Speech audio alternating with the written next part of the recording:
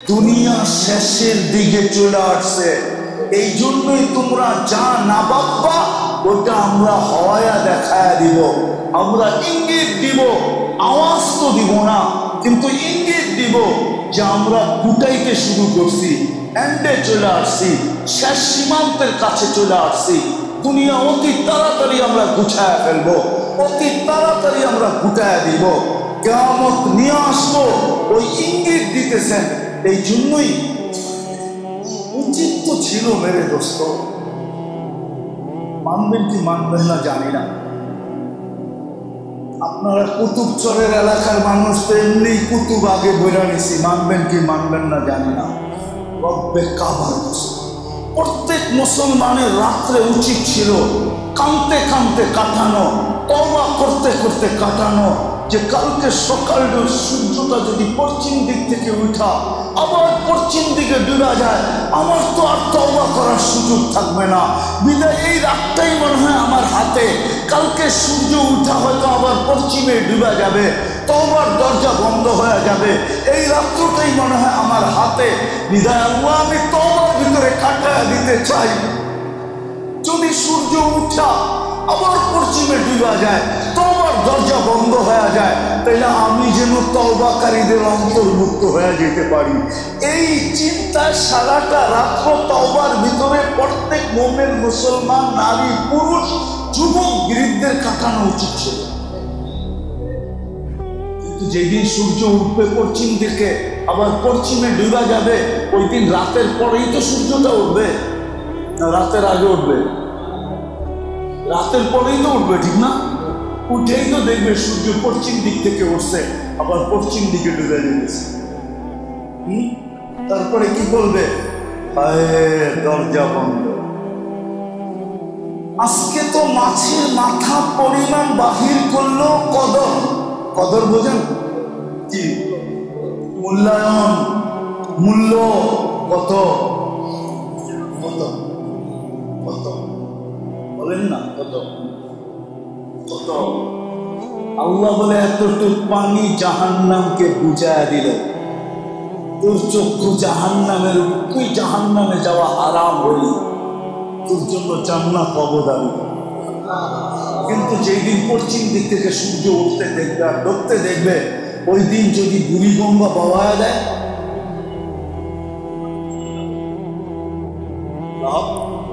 সত্য তো। এই চিন্তা পর্যন্ত কয় রাত্র কাটাইছেন? উচিত তো ছিল প্রত্যেক রাত্রকে মুমিন মুসলমান এটা মনে করা, মনে হয় আজকেই শেষ রাত্র, কালকে সকালে সূর্য উঠার সাথে সাথে তওবার দরজা বন্ধ হয়ে যাবে। বিদায় ল। ঘরের বড়দের দরকার ছিল ছোটদেরকে বলা, অভিভাবকের দরকার ছিল বাচ্চা কাচ্চাকে বলা, স্ত্রীর দরকার ছিল স্বামীকে বলা, স্বামীর দরকার ছিল স্ত্রীকে বলা, মা বাবার দরকার ছিল সন্তানকে বলা, বেটা কালকে সূর্য জানি না পশ্চিম থেকে উঠবে না পূর্ব থেকে উঠবে, যদি পশ্চিম থেকে উঠে তো আমাদের তওবার দরজা বন্ধ হয়ে যাবে। চল আজকে রাত্রে আমরা যতটুক কাঁদতে পারি, যতটুক তওবা করতে পারি, এই কইরা প্রত্যেকটা রাত্র কাটানো উচিত ছিল। একজনও তো কাটাই নেই। আমি শেষ জায়গায় চলে আসছি। তিনটা কথা বলবো, আসেন। এজ এ মুসলিম, আপনি মুসলমান হিসাবে কিছু শিক্ষণীয় আছে, শিখেন। সময় কিন্তু অল্প, সময় কিন্তু আমরা বড় সৌভাগ্যবান, কিন্তু আমরা বড় সৌভাগ্যবান। আপনি বলবেন কোন দিক দিয়া? আচ্ছা বলেন, 1400 বছর আগে মুসলমানদের ভিতরে সর্বপ্রথম যে ব্যক্তি কবরে গেছে, সে এখনো তো কবরই আছে। কত বছর পার হইল? 1400 বছর কবরে পার হয়ে গেছে, ঠিক না? আজকে যদি আমি কবরে যাই তো আমার জন্য তো 1400 বছর কম হবে, ঠিক না? কিয়ামতের দিন হিসাবে কম হবে না? তাহলে এটা আমি কম থাকলাম, ঠিক না? এটা কি বেনিফিট না? লাভ না? আমরা তো সৌভাগ্যবান। আমরা এখন অল্প দৌড়াইয়া পার হইতে পারতেছি, অল্প অল্প।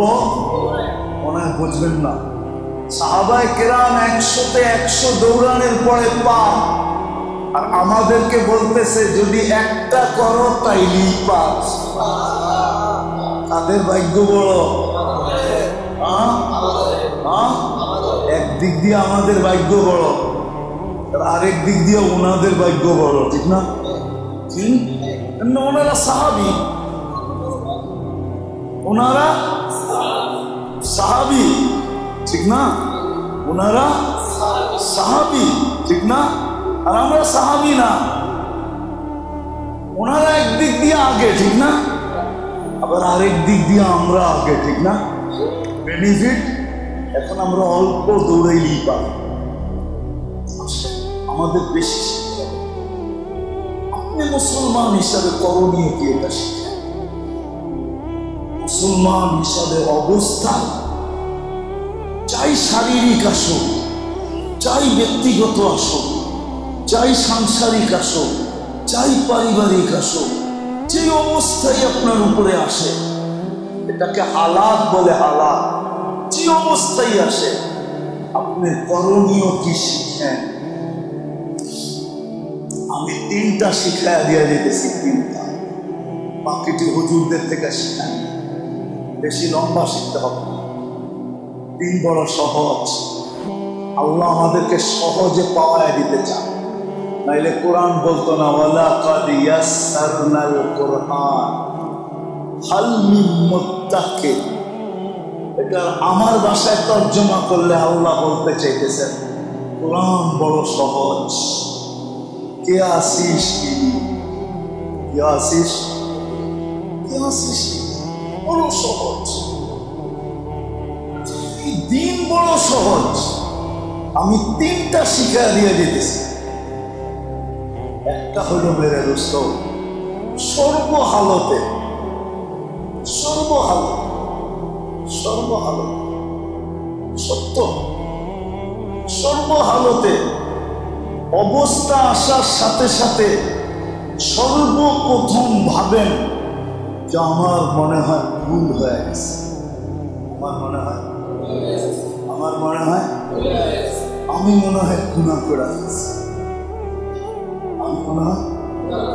আমি কালকে সারাদিন যতটা বয়ান করছি, 3টা বয়ান করছি, আমি 3টা বয়ান এই কাহিনী বলছি, আপনাদেরকেও শুনাইতেছি। আমার একজন পরিচিত আছে, ওরা আয়ারল্যান্ডে থাকে, ইংল্যান্ডের পাশে একটা দ্বীপ আছে আয়ারল্যান্ড, ওইখানে থাকে। ওরা আসছিল রোজার আগে বেড়াইতে, 10-12 বছরের 2টা ছেলে। আমি জিজ্ঞাসা করছিলাম তোরা বাংলাদেশকে লাইক করো না, থাকবে না? না। কেন? 2টা কারণে থাকবো না। জিজ্ঞাসা করলাম 2 কারণ কি? এইখানের মানুষ ভুল করে সরি বলে না, ভুল করে বলে না, দুঃখিত বলে না, ভুল করে দুঃখিত বলে না, ভুল নিজে করে তারপরও কি করে নিজে উল্টা জারি মারে। এইটা হইল ঠিক, উল্টা কি মারে, ভুল করছে ও তারপরও উল্টা জারি। আবার সবাই দেখবেন ওর পক্ষেই আছে, আপনার পক্ষে কেউ নেই, সবাই কি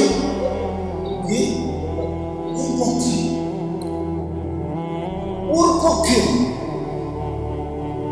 ওর পক্ষে, আমার পক্ষে কেউ নাই, আপনার পক্ষে। আসার সময় একটা কাহিনী হয়েছে, কিন্তু আমি নাইমা মাইপা দেখছি যে ও যেটা বলছে এটা কোনো মতে কোনো একটা সরকারি লোককে দেখাইলো 3 ইঞ্চি ট্যাপ দিয়া মাইপা বলবে এটা হইতে পারে না, এটা ইম্পসিবল।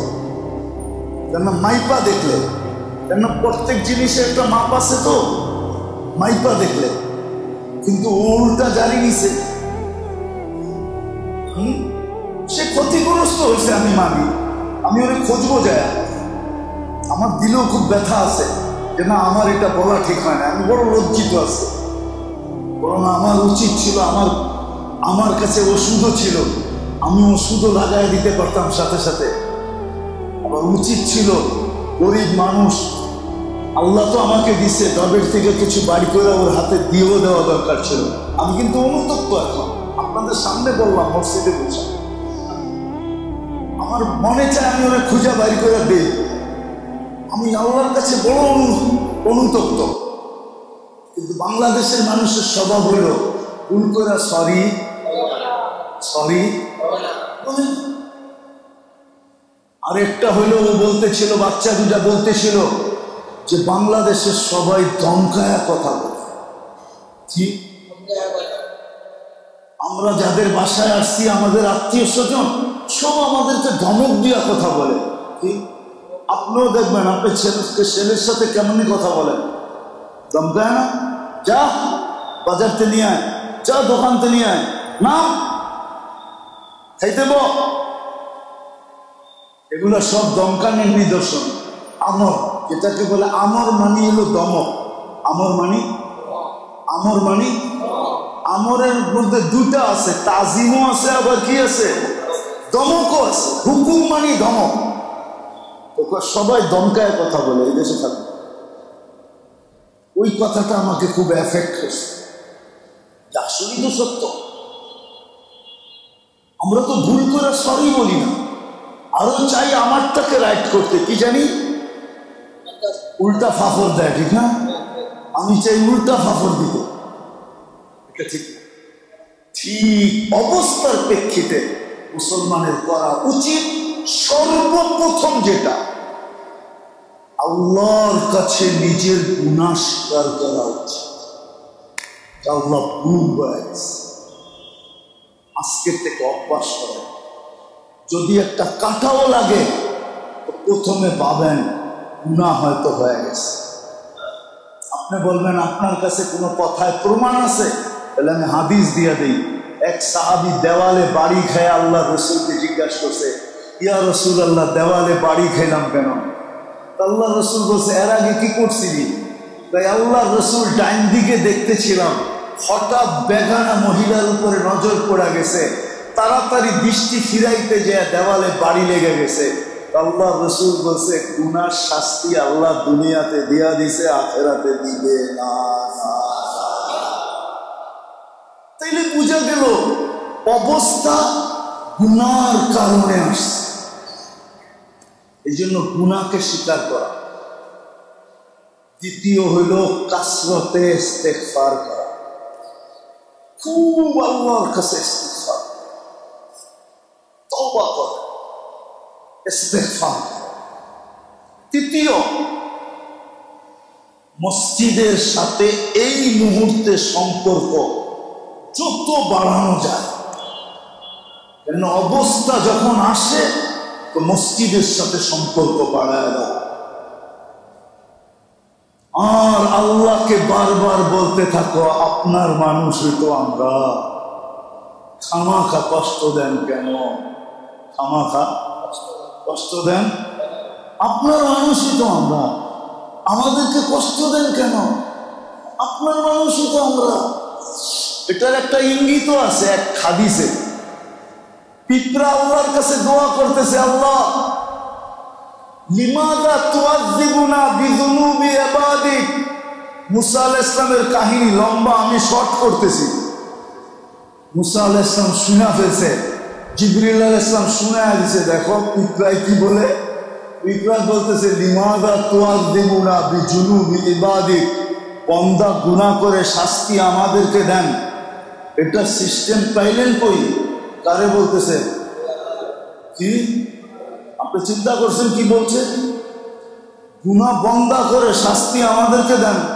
কেননা যখন খরা হয় তো খাদ্যগুলা রৌদ্রের কারণে শুকায়া কাঠ হয়ে যায়, আর পিঁপড়ার দাঁত নরম, এগুলাকে ভাঙ্গা খাইতে পারে না, ওরা ক্ষুধার্থের শিকার হয়। আর বৃষ্টি যখন হয় তো খাদ্যের ভিতরে পানি ঢোকে, এগুলা নরম হয়ে যায়, নরম দাঁতে খাইতে খুব মজা লাগে। এই জন্য খরা যখন হয় তো পিঁপড়া দোয়া করে, মানুষের কারণে আমাদেরকে শাস্তি দিতেছেন, এই বিধান কোথায় পেয়েছেন? এইখানে পিঁপড়া যেন বলতে চাইতেছে 24 ঘন্টা আপনার দুরূদ আপনার তসবিহ পড়ি, আমরা আপনার মানুষ, আমাদের নামে একটা সূরা দিছেন, সূরা নামাল, তারপরও আবার আমাদেরকে কষ্ট দেন কেন? কষ্ট যাদেরকে দেওয়ার ওদের বাড়ির মধ্যে আগুন ফেলায়া দেন, আমাদের রাস্তায় বৃষ্টি দেন। আমরাও মসজিদের সাথে সম্পর্ক জুড়ি। আজকে উচিত ছিল, জানি না আমার কথা পচবে কি পচবে না, সারা বাংলাদেশে উচিত ছিল, সমস্ত আলেম ওলামাদের উচিত ছিল, বরং আমাদের ইসলামিক রাষ্ট্র হিসাবে আমাদের রাষ্ট্রের পক্ষ থেকে উচিত ছিল যে আমরা এই ঘোষণা করি যে চলো আমরা সবাই আল্লাহর কাছে তওবা করি, আল্লাহর কাছে অভিযোগ করি, আল্লাহর কাছে দোয়া করি, আল্লাহর কাছে ফিরি যে আল্লাহ এই অবস্থায় আমরা অভ্যস্ত না। যদি 15 দিন 10 দিন 7 দিন চলতে থাকে তাইলে কত রোগ ব্যাধি বাড়বে। এখন হাসপাতালে জায়গা নাই, আর যদি বাড়ে তাইলে ওরা জায়গা দিবে তো দিবে কোথায়? এখনই তো জায়গা নেই, এখনই তো হাসপাতালে যান। আমি কালকের কথা বলতেছি, প্রাইভেট হাসপাতাল, নাম বলবো না, অথচ আলহামদুলিল্লাহ সুম্মা আলহামদুলিল্লাহ আমাকে বড় ইজ্জত করে, বড় সম্মান করে, ডাইরেক্টর থেকে নিয়ে এমডি থেকে নিয়ে সবাই বড়, আমি পাঠাইছি, বলতেছে হুজুর বেড নাই, সিট নাই, কেবিন নাই, ভিআইপি নাই, কিচ্ছু নাই। আমি বলছি দিতে হবে, বলছে অপেক্ষা করে। যা দিছে ভিআইপি কেবিন পরে কোনো মতে হয়তো দিছে, দেখা যাবে ওইটা কেবিনও ছিল না, এটা স্টাফ রুম ছিল, কেবিন বেড ডাইলা দিয়া দিছে, মুফতি সাহেব পাঠাইছে, না দিয়া কই, না দিলে কেমন দেখা যায়, বেড ডাইলা দিয়া বানায়া দিয়া দিছে, বলছে এখানেই দিলাম কেবিন। কিন্তু এরকম তো সবার জন্য না, কি সবার জন্য? আমাদের উচিত এখন মসজিদে এই 3টা কাজ করা: গুনাহকে স্বীকার করা, আল্লাহর কাছে ইস্তেগফার করা, আর মসজিদের সাথে সম্পর্ক বেশি থেকে বেশি মসজিদে আসা, আর আল্লাহর কাছে বারবার বলা ইন্না লিল্লাহ ইন্না লিল্লাহ। আমরা কিন্তু আপনার, আমরা কিন্তু আপনার, আমরা কিন্তু আপনার, আমরা কিন্তু আপনার, আমরা কিন্তু আপনার। ফার্সিতে একটা কবিতা আছে, আমি ভুলে গেছি, নাহলে শোনায় দিতাম আপনারে। আল্লাহ আল্লাহ এটাই বলে যে কাটো তো তারপরও তোমার, মারো তো তারপরও তোমার, বাঁচাও তো তারপরও তোমার, যেমন খুশি তেমন করো, আমি কিন্তু তোমারই, আমি কিন্তু তোমারই। আমাদেরও বলা উচিত, তাইলে দেখা যাবে ইনশাআল্লাহ আল্লাহর জন্য দূর না, কঠিন না এই পরিস্থিতি থেকে আমাদেরকে নিষ্কৃতি দেওয়া। ইনশাআল্লাহ 3টা জিনিস করবেন তো, সদা সর্বদা অভ্যাস বানান। একটা টোকা খাইলেও বলেন আমার জানি কি গুনাহ হয়ে গেছে, সাথে সাথে ইস্তেগফার করেন, আল্লাহর দিকে দৌড়ান, মসজিদের সাথে সম্পর্ক জোড়ায়। আজকে মসজিদ এসি হয়েছে বটে, উন্নত হয়েছে বটে, চাকচিক্যময় হয়েছে বটে, কিন্তু জুমার দিন ভরে আর ভরে না। নিচতলা তো কিছু সেজদা পায়, দোতলা কি বদদোয়া করে এটা জানি না, 3 তলা কি বদদোয়া করে এটা জানি না, 4র্থ তলা কি বদদোয়া করে জানি না, 5ম তলা কি বদদোয়া করে জানি না। ও তো সপ্তাহে একবার ওর ফ্লোরে সেজদা পায়, ঠিক না? ও তো সারা মাস সারা সপ্তাহ সেজদা পায় না, সেজদা তো শুধু নিচের ফ্লোর পায়, 4 ফ্লোর তো সেজদা পায় না। ও আল্লাহকে কি বলে জানি না। ও তো অভিযোগও করতে পারে যে আল্লাহ আমি সপ্তাহে একবার সেজদা পাই, আমি এদেরকে দেখবো তো দেখবো কি করে। রমজান মাসে 20% মুসলমান নামাজ পড়ে না, 20%। বলেন শেষ দশকে এই মসজিদে তারাবিতে কয় কাতার ছিল? কয় কাতার ছিল বলেন? আরে বলেন না, আপনি এখানে নামাজ পড়ছেন? কয় কাতার ছিল? কয় কাতার? 2-3 কাতার, ঠিক না? উপরে তো খালি, ঠিক না? এই মসজিদের মহল্লায় কি এতজন মানুষ বাস করে? রমজান যাইতেছিল, মসজিদ খালি হইতেছিল, বাজার ভরতেছিল, ঠিক না? শেষ দশকে শুধু মুয়াজ্জিন আর ইমাম সাহেব আর মসজিদের খাদেমদেরকে ছাড়া আর কাউকে পাওয়া যায় না, ঠিক না? বাকি বাজারে উচ্ছে পড়া ভিড় ছিল, ঠিক না? এইখানেও পোলাপান বসা আছে, যারা শেষ দশকে বাজারে কিনতে যায় না, খালি চেহারা দেখতে গেছে, মজা লইতে গেছে, মজা লইতে। দোস্ত কোনটা কিরম সাইজা আইয়ে একটু দেখুন, চল। ওই জিজ্ঞানো করে ওই যায় নাই, কিন্তু গেছে তো। সত্য না? আমার কথা মিথ্যা? যুবকরা তো মার্কেটে গেছে শুধু চেহারা দেখতে, মসজিদ খালি। শুকরিয়া আদায় করেন, রমজানে 30% লোক নামাজ পড়ে নাই।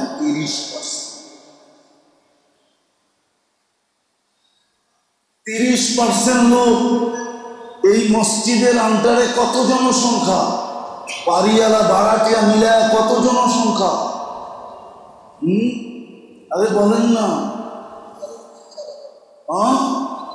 দূর বেটা, এক বাড়িতেই তো 1000 আছে। কি এরকম বাড়ি নাই এখানে? 200-100 মানুষ থাকে তো নাই? মসজিদ কি কদমে কদমে নাকি? না মসজিদ বাড়িতে বাড়িতে। এই মসজিদের আন্ডারে কয়টা ঘর? কত জনসংখ্যা? একবার হিসাব লাগান না। 30% আসলে মসজিদে কতটুকু ভরবে, এটা তো ক্যালকুলেট করলেই বাইরে হয়ে যাবে যে কয়জন মানুষ আসলে মসজিদে ভরা যাবে, জায়গা হবে না। 30% লোক নামাজ পড়ে নাই। অথচ রমজানকে 70 মাস বানায় দিছিলেন। 1 মাস না, 70 মাস। 1 মাস ইবাদত করবে, লেখা হবে কয় মাস? 70 মাস। এই জন্যই তো 1 ফরজ 70 গুণ। কয় গুণ? 70 গুণ। মানে কি বুঝাইতে চাইতেছে আল্লাহ? একদিন পড়বি, 70 দিন লেখা হবে। এইভাবে 1 মাস পড়বি, 70 মাস লেখা হবে। রমজান যদি 100% মুসলমান নামাজ পড়তো, তারপরে যদি বাড়িতে যে খেতা গায়ে দিয়া ঘুমাইতো, আল্লাহ যদি জিজ্ঞাসা করতো, কিরে এখনো ডাকি তুই আসিস না কেন? কেন? 1 মাসই তো 70 মাসেরটা পড়ে আইছি। বৎসর তো 12 মাসে, বাদ দিয়া দেন না 12 মাস। তারপরে তো আমার কাছে আরো থেকে যাবে। আবার রমজান এলে 70 মাসে পড়ালো। আল্লাহ মনে হয় মেনা নিত যে একদিনে 1 জনে 10 জনের কাম করছে, ও যদি 2 দিন বয়া থাকে অসুবিধা নেই। আপনিও তো বলবেন, ঠিক না? আপনি যদি মহাজন হন, মহাজন বোঝেন তো, মালিক হন, কর্মচারী যদি একদিনে 10 দিনের কাজ করে, তা আপনি কি বলবেন? দূর বেটা, 2 দিন আয় নাই, কি হয়তো একদিনে 10 দিনের কাম করছে। তোরা তো একদিনে 10 দিনে মিলে একদিনের কাজ করতে পারোস না। ও তো একদিনে 10 দিনেরটা করছে। ও 2 দিন না এলে অসুবিধা নেই। তারপরে ও আমার কাছে ভালো। আল্লাহ তো বলতো যে ওরা 1 মাসে 70 মাসেরটা করছে। এখন আসে না, ঠিক আছে চলবে, কিন্তু 70% তো মসজিদে আসে না। গরম, আগুন দেওয়া দরকার ছিল।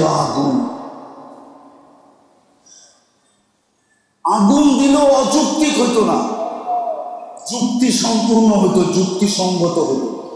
যদি আগুন ফালাইতে না আসত, অযৌক্তিক হতো না।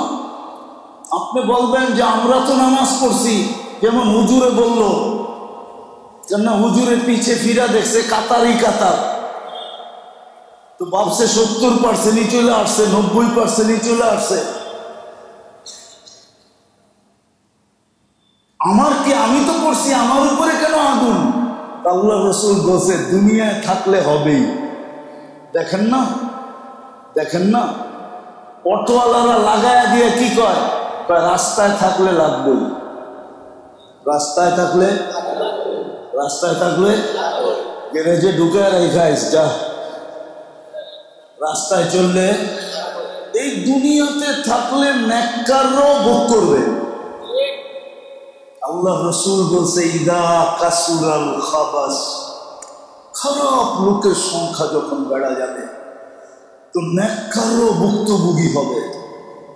আজকে যেরকম নামাজিরও ভুক্তভোগী, আমরাও ভুক্তভোগী, সবাই ভুক্তভোগী। তো যেটা আমি বুঝাইতেছিলাম যে আমাদের দুটা জিনিস শিখা দরকার ছিল। মুসলমান হিসাবে আমার করণীয় কি, এটা আমার শিখা দরকার ছিল। কেননা মানুষ সম্পর্কের কারণে অনেক কিছু শিখে, পদবীর কারণে অনেক কিছু শিখে। এজ এ মুসলিম, মুসলমান হিসাবে আমার কিছু শিক্ষণীয় ছিল, যে আমার জন্য কি শিক্ষণীয় এটা আমার শিক্ষার দরকার ছিল।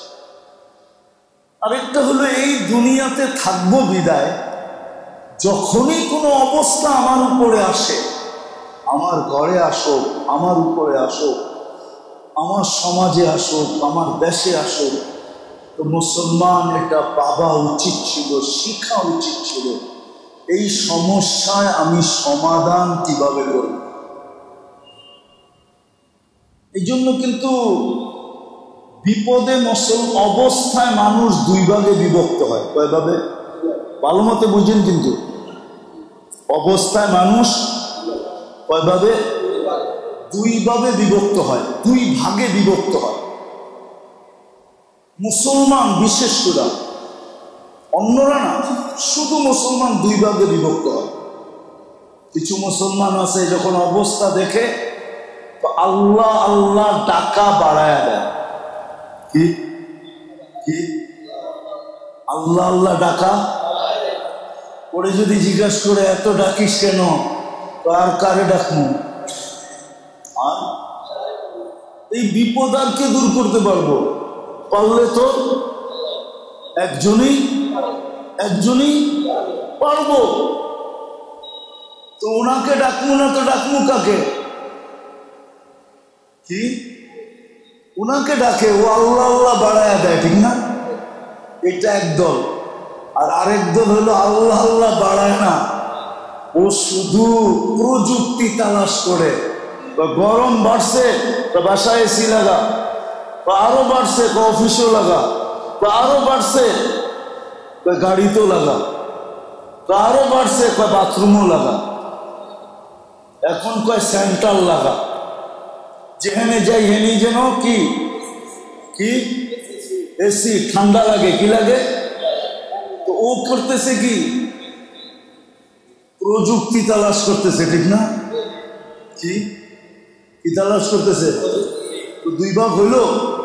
হ্যাঁ, আরেকটা ভাগও আছে, ও আল্লাহও ডাকে না, প্রযুক্তিও ব্যবহার করে না, ওই খালি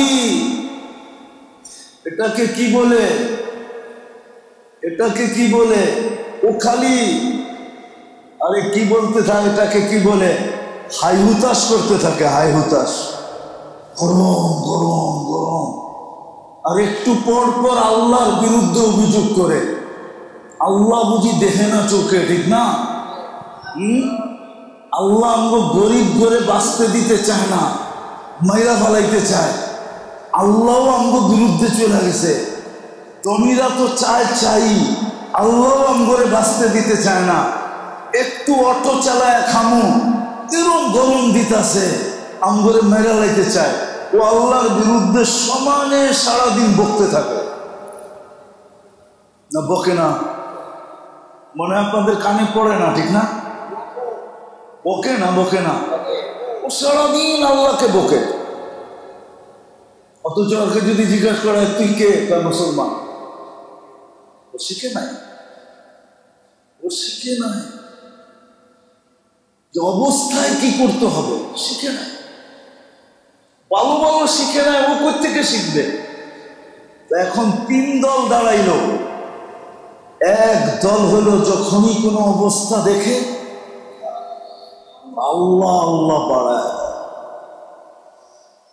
যেটা কোরআনে ইঙ্গিত দিছে ইন্না লিল্লাহি ওয়া ইন্না ইলাইহি। আমরা তো ভাবতেছি এটা শুধু মৃত্যুর খবর শুনলেই পড়তে হয়, ঠিক না?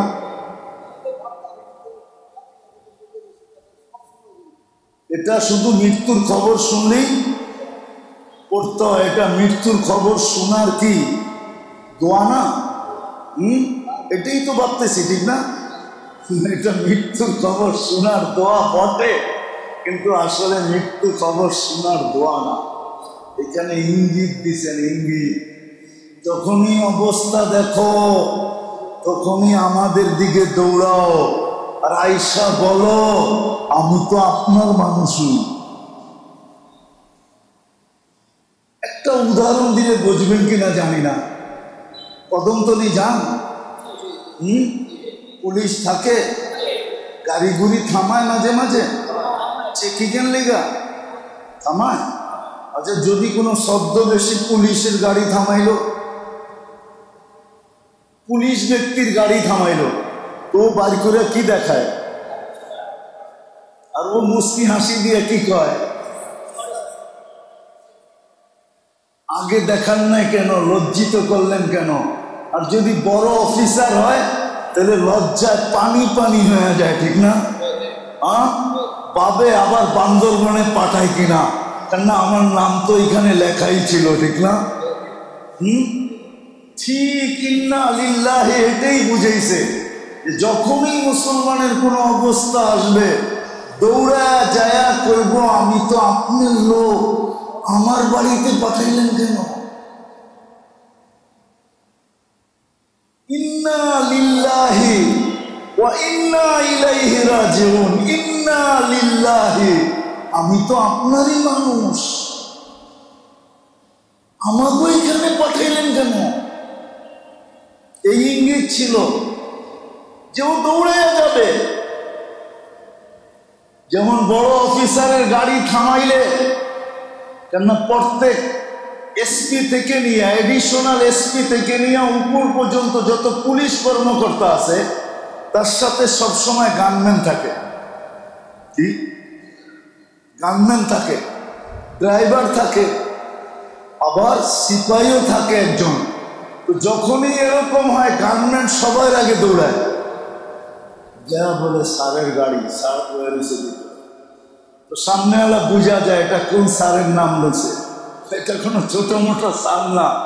এই স্যার চেপলে একবারে সিধা বান্দরবন।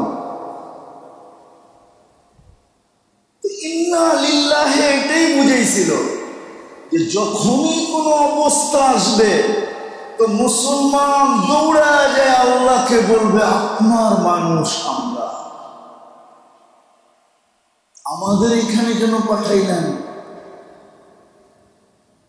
এটা ছিল ইন্না লিল্লাহির মিনিংস। এটাই বুঝাইতে চেয়েছিলেন যে যখনই বিপদ আসবে তুমি দৌড়ায় আয়েশা বলে আসো। আমার জীবনে একবার আমি এরকম পড়ছিলাম, কড়াকড়ি খুব চলতেছিল বাহির দেশে, গাড়ি থামাইছে, তো একজন বসা ছিল চেয়ারে, বাকি সব চেকিং করতেছিল। ওই অফিসার ডাইকা বলতেছে ওই দেশের ভাষায়, ওদের ভাষায়, যেটা আমাদেরই লোক যেতে দে, আমাদেরই লোক যেতে দে। তোর ভাষা আর আমি বুঝতাম, তোর ভাষা আমি বুঝছি, জোরে বলতেছিল আমাদের মানুষ যেতে দে। গাড়ি ছেড়ে দিয়েছে, আমি চলে গেছি। ইন্না লিল্লাহি দিয়ে এটাই বুঝাইছিল যে মুসলমানের কোন অবস্থা যখন আসবে তো মুসলমান ছুটে আইসা বলবে আমরা আপনার মানুষ। এই জন্যই আল্লাহ রসুলও দেখাইছিলেন ইঙ্গিত, ইদা হাজাবাহু আমরুন ফাজিয়া ইলাস সালাহ। যখনই কোনো অবস্থা হবে তখনই মুসলমান ছুটে আসবে আল্লাহর কাছে। আর আয়েশা বলবে আমরা তো আপনারই মানুষ, আমরা তো আপনারই বান্দা, আমরা তো আপনারই পার্টি, আমরা তো আপনারই দলের, আমাদের উপরে কেন পাঠাইলেন? আল্লাহ বলবে আচ্ছা আমার দলের। একদিক দিয়ে অবস্থা আসবে, আরেক দিক দিয়ে মুসলমান বলবে, আরেক দিক দিয়ে দূর হবে। কিন্তু বলেন আজকে কতটুকু শিখছি যে অবস্থা দেখলে কি করতে হয়। বরং কি বলে মসজিদে অনেক গরম, মসজিদে অনেক অনেক পরে জিগান্ত ইসলামপুরে মার্কেটে গরম নাকি? ইসলামপুর মনে আমরা চিনি না, মার্কেটে গরম কি? এর চেয়ে গরম বেশি না কম? ইসলামপুরে তো 8 ঘন্টা বয়া থেকে কয় না অনেক গরম। ও তো মসজিদে 10 মিনিট বৈশা কি বলে কি অনেক, কিন্তু ইসলামপুরে তো যায় কয় না অনেক গরম। মিটফুটে যায় তো কয় না গরম। মিটফুটের গিঞ্জি মার্কেট কি আমরা চিনি না? আমরা পুরান ঢাকা চিনি না? আপনারা চিনেন, আমরা কি চিনি না? তো জীবনই কাটলো পুরান টাউনে। ঢাকায় বাসায় ওয়াজ করি না দেখা, নাহলে তো আব্দুল গাফফার সাহেবের মতো করতে পারি। ঢাকায় বাসায় কি পারি না? বিয়েই তো করছি ঢাকায়, নয়া বাজার, বুঝেন না? সারাদিন আমার লোকে ঢাকায় বাসায় কথা কয়। বিয়েই তো করছি শমশাবাদ, কি ঢাকা না? কেমন ঢাকা?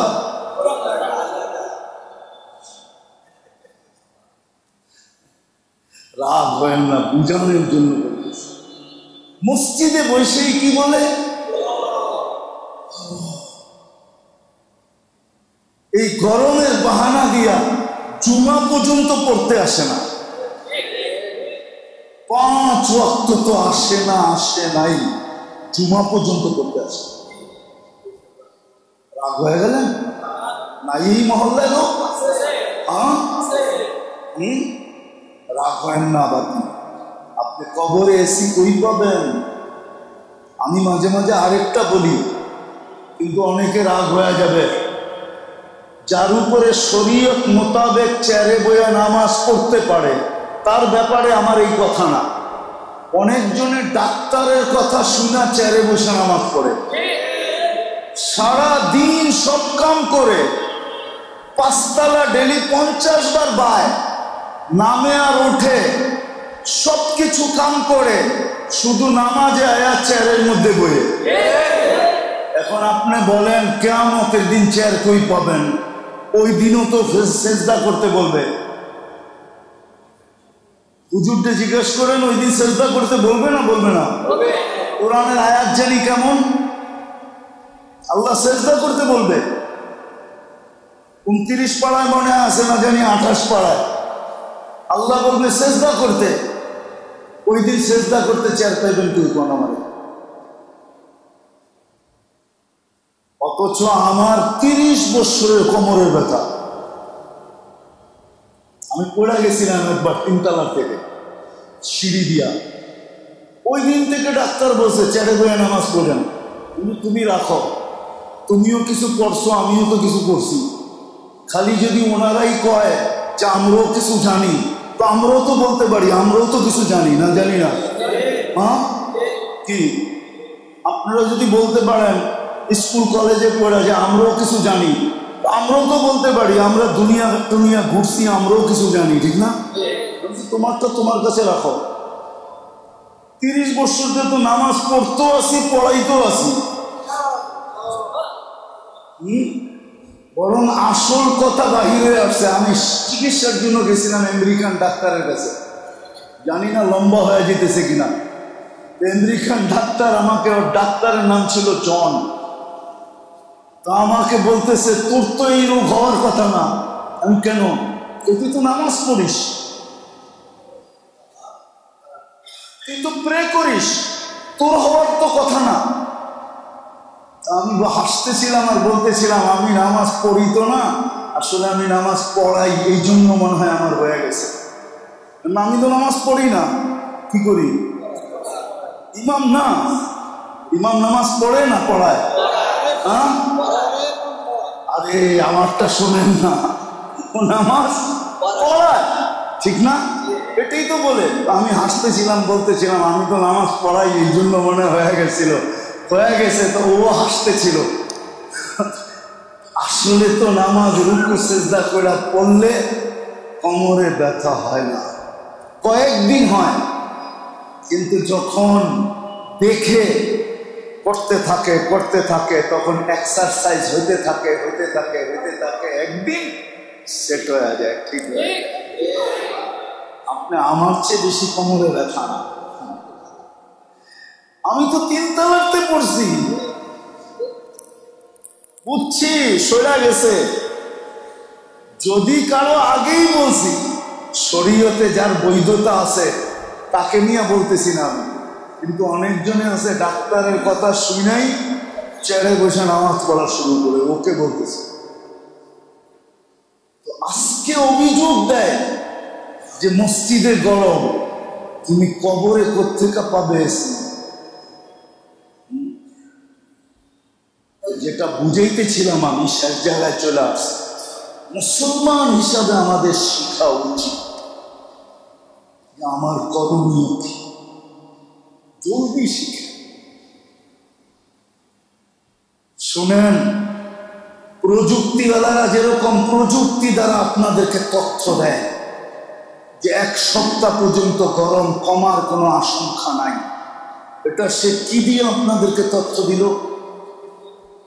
এটা ভুল দিছে, এটা আমি বলি না, কি দিয়া দিল? প্রযুক্তির মাধ্যমে সে জানছে 1 সপ্তাহ পর্যন্ত গরম কমার কোনো, এটাকে আমি মানি, আমি অস্বীকার করি না, বিরোধিতা করি না, মানি। কিন্তু ও যদি প্রযুক্তি দিয়ে 1 সপ্তাহ পর্যন্ত গরম কমবে না বলতে পারে, তাহলে আমার কাছে একটা প্রযুক্তি আছে। ওর প্রযুক্তির নাম হলো যন্ত্র দিয়া দেখছে, আমার প্রযুক্তির নাম হলো কোরআন দিয়া দেখতেছি আমি, হাদিস দিয়া দেখতেছি আমি। যদি হুবল দিয়া দেখা যায়, দূরবীন দিয়া, যেটা বিজ্ঞানীর কাছে সবচেয়ে বড় দূরবীন হুবল, নাসার কাছে, যারা সৌরজগৎ দেখা আমাদেরকে তথ্য দেয়, আমাদের কাছেও কিন্তু 2টা দূরবীন আছে, একটা কোরআনের দূরবীন আর একটা হাদিসের দূরবীন। আমাদের কাছেও 2টা প্রযুক্তি আছে, একটা কোরআনের প্রযুক্তি, একটা হাদিসের প্রযুক্তি।